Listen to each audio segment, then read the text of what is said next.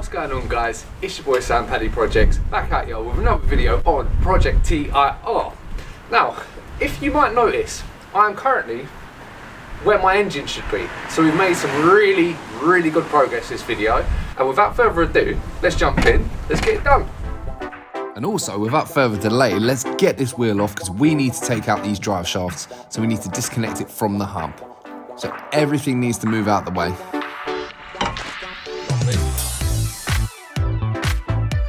Let's get that caliper up out the way. I don't like it when they hang. Brake disc is off. And the strut is loose. And the drive shaft came straight out. But as you can see there, it did have a bracket we needed to take off. But this one came straight out. And just to double check, we disconnected everything, which of course I hadn't. All we need to take the rest of this loom off here is going straight into the back of the ECU. So either bite with your fingers or if you need a bit of persuasion, little flathead, that's one, and we've already undone this one. Pry it back, job done. And that plug here connects onto the main lock there. Same with this little one. So these two go to there, and that goes then into the body, into the chassis. And with the check done, we disconnected the fuse box and took out the ECU. And oh, I'm so excited, we're getting there now. So we're just strapping up the engine from the gearbox mount all the way over to the engine mount where it bolts to the chassis. And because this is another Civic TIR build video, I'm going to be giving away a carbon fibre shift knob. So go down there into the comments, write me a comment, put subscribe next to it, hit that subscribe button, and you are in for your chance with winning a carbon fibre shift knob. So we've got different styles, we've got different adapters, so it will fit every single car. So it doesn't matter what car you've got. So I'm going to be picking the winner with one of those spin the wheels. So your username on YouTube will go into that. I'll leave you a comment underneath your comment on mine to get in contact with you, and then I will be sending one out to you. We've got all different styles, absolutely free, absolutely no reason why you shouldn't be entering. So get down there, you know what you got to do, go and do it. Plus, I'm sure that added at least 5 horsepower. Now how many playing? So as you can see, we're fully stripped pretty much everything that's going to get in our way of taking this engine and gearbox out in one go. All the earth straps, we've disconnected them. Now annoyingly, this engine doesn't come with any tow hooks or engine hooks, so we can't literally normally hang it onto somewhere like here or front or back of the engine, gearbox, anywhere where it's generally supported. I think Honda have a special tool that allows you to replace it in certain areas. So we're gonna, in true Sam Paddy style, bodge it. This will work, be a bit sketchy, but it'll work. So it might be a bit messy, but I said it'll do for now. The main thing is we don't care about this engine. It's coming out and it's going away. And now it's just about ready to come out.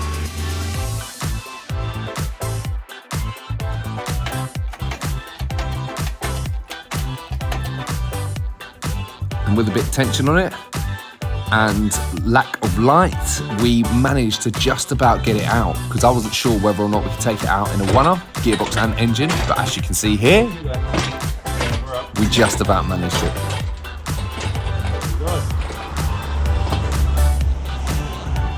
Right, so with this style engine, fairly easy to take apart. When we're getting the engine out, there's the main things we need to get access to is obviously engine mount, gearbox mount this side, but also these are dog bone mounts. Let me speak properly.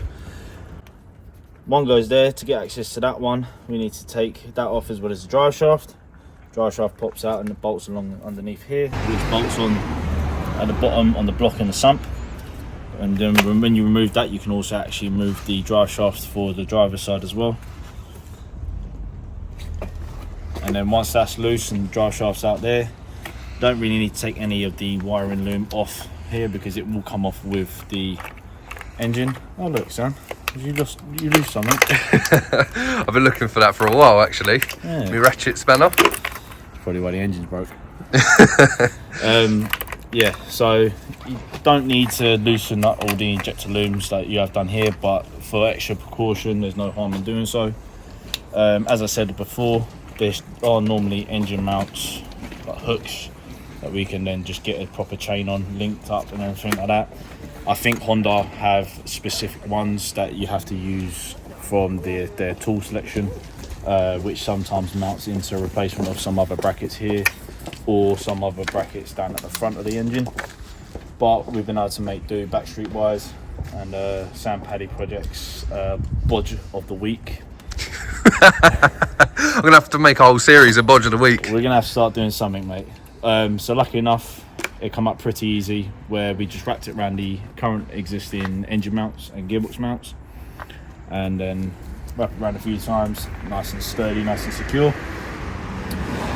Always get the aircon system professionally degassed before you attempt any engine removal. If you can't take the pump off and leave it to one side without degassing it, we're replacing everything. We're going to use the one that's on the Type R, so we just get it degassed and get the new one serviced later on. One thing with these engines also is that the aircon pipe does run along the top, so as I had to do here, once you disconnect it from the pump, you can also disconnect it from up here. Just remember to replace any O-rings that are just there, because they can be the first cause to leak when you refill the system, and then you wonder why the aircon's gone, well, not cold after 5 minutes. Other than that, another line moved out the way. For this one, we was able to remove the front strut brace bar, so that's nice and easy. It saved us a lot of room. Take the radiator out, condenser out, and as you can see, it gives us a lot more room to play. So the ECU, it does mount just here. Once you take the protective waterproof cover off, there's just 3 10mm bolts. Pull it off, take the bracket off, and then move it to one side, and then make sure you protect the ECU and keep it in a dry, stored place. This fuse box, it can be removed, and if I'm honest, keep it loose, because you get to a certain point which we've discovered with this removal, you keep it there at one point, then you're gonna need to move it over, and then vice versa, swap it around, just to give you a bit more room. So we're gonna keep that there for now, and then Sam's gonna have a fun couple of weeks cleaning up this bay. But that's pretty much it. I believe we've covered everything. Also, clutch line, the hard line here, same on the Type R's, as you showed in your previous video about doing the bypass delete. So that, just take it off there, pull the retainer clip off, and then you can leave the flexi hose down in the bay. And obviously just make sure you drain all fluids before you're doing so. So in that way it's environmentally friendly, and if you want to be going down the proper routes. This fuel line here, make sure the fuel, this goes to the fuel rail, so make sure that's been depressurized.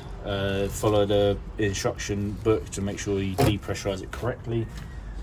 We didn't have to do much because this has been not running for a while, so there's no pressure in the system. All right, so it's a new day, and as you would have seen in the last clip, the engine is well and truly out of the car. But as we can see, the engine blade is super dirty, so it'd be absolutely rude not to get this all cleaned up before we put the K20 in it.